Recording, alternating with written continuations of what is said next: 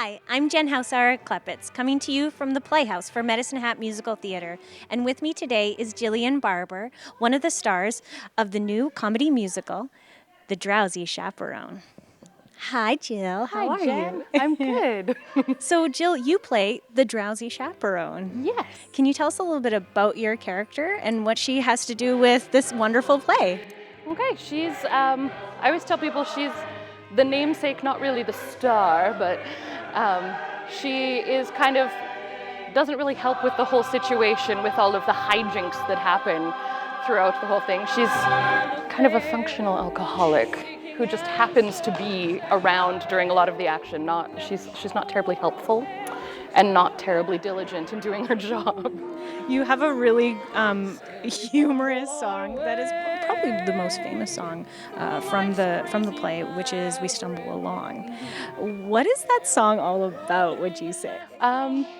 It starts off trying to be inspirational as the bride is having a crisis, but as the narrator calls it, it's a rousing anthem to alcoholism. She ends up distracted in her own little world, just singing about basically how much she loves to drink.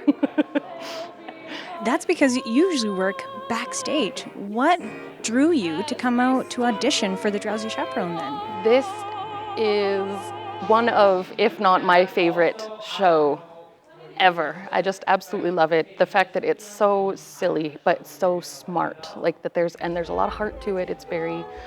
It's campy and it's fun and it's just delightful. Are those the elements that you think will bring out audiences? I certainly hope so, because it's such a delightful show. It's just so much fun. And I really hope that people will come to see it, because it would be a shame to miss it. I think it's just wonderful. Aside from the wonderful scenes that you're in, is there a particular one that, as an audience member during these rehearsals, that you love watching? You know, it changes every day.